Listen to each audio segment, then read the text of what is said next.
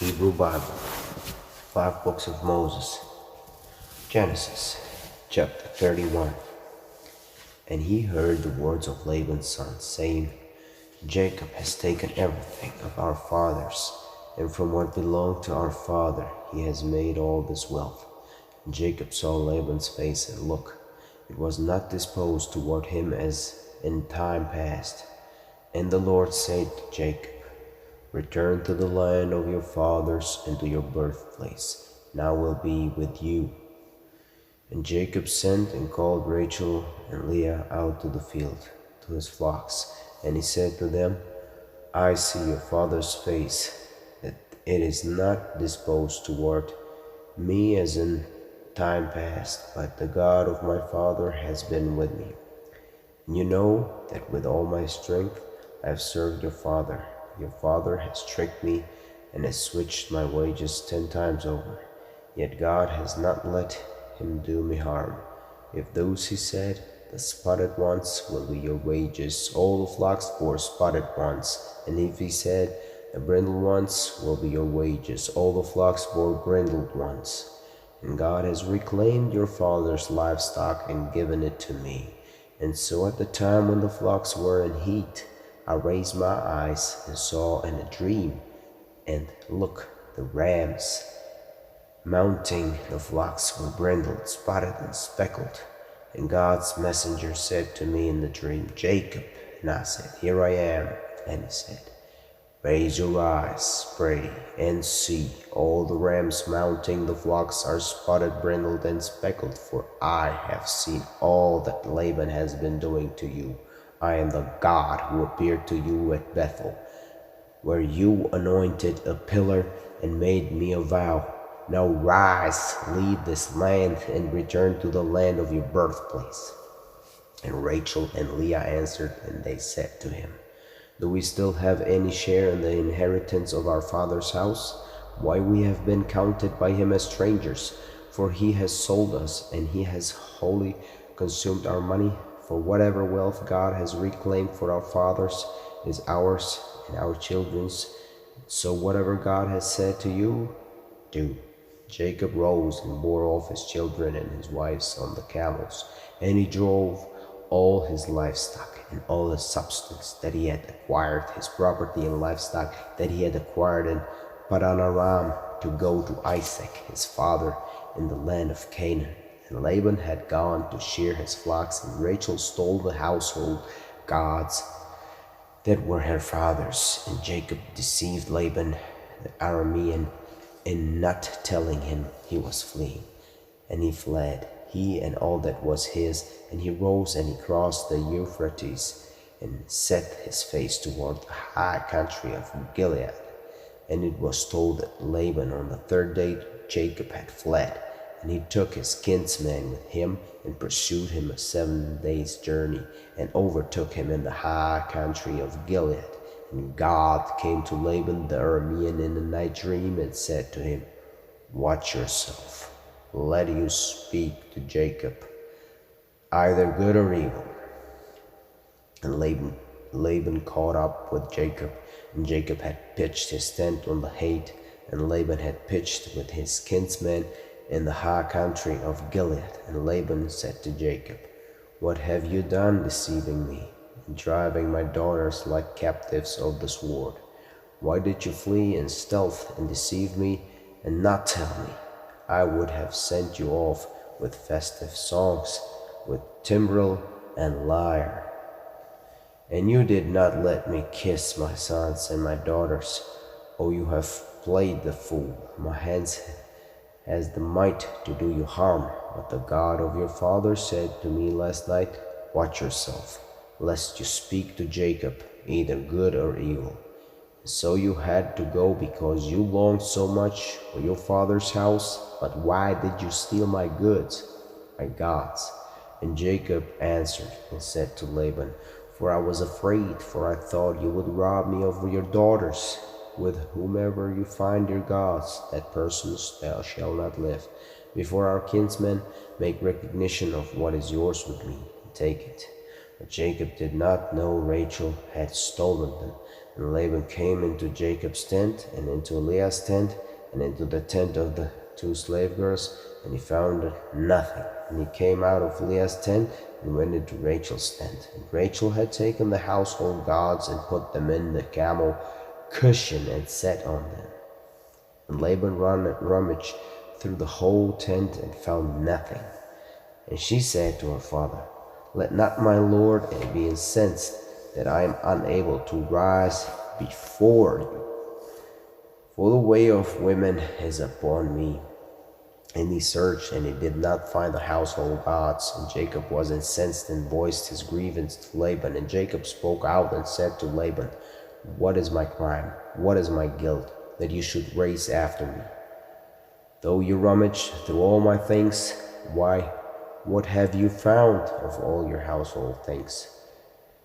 Set it here before my kin and yours, and they shall determine between us two. These 20 years I have been with you. Your ewes and your she-goats did not lose their young. The rams of your flock I have not eaten. What was torn up by beasts I brought not to you. I bore the loss from my hand, you could seek it. What was stolen by day and stolen by night, often by day parching heat ate me up, and frost in the night, and sleep was a stranger to my eyes. These 20 years in your household I served you, 14 years for your daughters, for your 2 daughters, and 6 years for your flocks, and you switched my wages 10 times over. Were it not that the God of my father, the God of Abraham, and the terror of Isaac was with me, you would have sent me off empty-handed. My suffering and the toil of my hands God has seen, and last night he determined in my favor. And Laban answered and said to Jacob, "The daughters are my daughters, and the sons my sons, and the flocks are my flocks, and all that you see is mine. Yet for my daughters what can I do now, or for their sons whom they bore? So come, let us make a pact, you and I, and let it be a witness between you and me." And Jacob took a stone and set it up as a pillar. And Jacob said to his kinsmen, "Gather stones." And they fetched stones and made a mound, and they ate there on the mound. And Laban called it Yegar Sahadutha, but Jacob called it Galeed. And Laban said, "This mound is witness between you and me this day." Therefore its name was called Galeed. And Mizpah, for he said, "May the Lord look out between you and me, we are out of each other's sight. Should you abuse my daughters, and should you take wives besides my daughters, though no one else is present, see, God is witness between you and me." And Laban said to Jacob, "Look, this mount, and look, this pillar that I cast up between you and me, witness be the mount, and witness be the pillar, that I will not cross over to you past this mount, and you will not cross over to me past this mount, and past this pillar for harm. May the God of Abraham and the God of Nahor, the gods of their fathers, judge between us." And Jacob swore by the terror of his father Isaac. And Jacob offered sacrifice on the height and called to his kinsmen to eat bread. And they ate bread and passed the night on the height. Chapter 32. And Laban rose early in the morning and kissed his sons and his daughters and blessed them. And Laban went off and returned to his place. Jacob had gone on his way, and messengers of God accosted him. And Jacob said when he saw them, "This is God's camp," and he called the name of that place Mahanaim. And Jacob sent messengers before him to Esau his brother in the land of Seir, the steppe of Edom. And he charged them, saying, "Thus shall you say to my lord Esau, who says your servant Jacob, with Laban I have sojourned, and I tarried till now, and I have gotten oxen and donkeys and sheep and male and female slaves, and I sent ahead to tell my lord to find favor in your eyes." And the messengers returned to Jacob, saying, "We came to your brother to Esau, and he is actually coming to meet you, and 400 men are with him." And Jacob was greatly afraid, and he was distressed, and he divided the people that were with him, and the sheep, and the cattle, and the camels, into 2 camps. And he thought, should Esau come to the one camp and strike it, the remaining camp will escape. And Jacob said, God of my father Abraham and God of my father Isaac, Lord, who has said to me, return to your land and your birthplace, and I will deal well with you. I am unworthy of all the kindness that you have steadfastly done for your servant. For with my staff I crossed this Jordan, and now I have become 2 camps. O save me from the hand of my brother, from the hand of Esau, for I fear him, lest he come and strike me, mother with sons.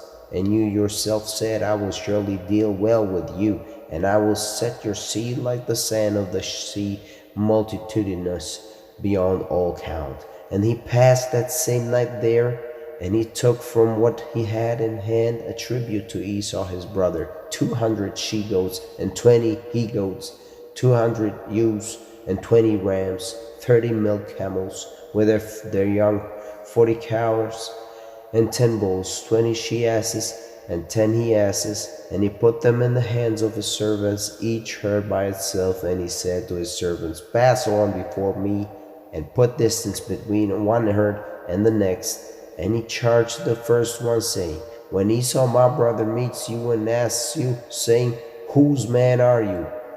And where are you going? And whose are these herds before you? You shall say, they are your servant Jacob's tribute sent to me, my lord Esau. And look, he's actually behind us. And he charged the second one as well, and also the third. Indeed, all those who went after the herd, saying, in this fashion you shall speak to Esau when you find him. And you shall say, look, your servant Jacob is actually behind us. For he thought, let me placate him with the tribute that goes before me. And after I shall look on his face, perhaps he will show me a kindly face. And the tribute passed on before him, and he spent that night in the camp. And he rose on that night and took his 2 wives and his 2 slave girls and his 11 boys, and he crossed over the Jabbok ford. And he took them and brought them across the stream, and he brought across all that he had. And Jacob was left alone, and a man wrestled with him until the break of dawn. And he saw that he had not won out against him, and he touched his hip socket, and Jacob's hip socket was wrenched as he wrestled with him. And he said, let me go, for dawn is breaking. And he said, I will not let you go unless you bless me. And he said to him, what is your name? And he said, Jacob. And he said, not Jacob shall your name hence be, he said, but Israel. For you have striven with God and man, and won out. And Jacob asked and said, tell your name, pray. And he said, why should you ask my name? And there he blessed him. And Jacob called the name of the place Peniel, meaning, I have seen God face to face, and I came out alive. And the sun rose up on him as he passed Peniel, and he was limping on his hip. Therefore the children of Israel do not eat the sinew of the thigh, which is by the hip socket to this day. For he had touched Jacob's hip socket at the sinew of the thigh.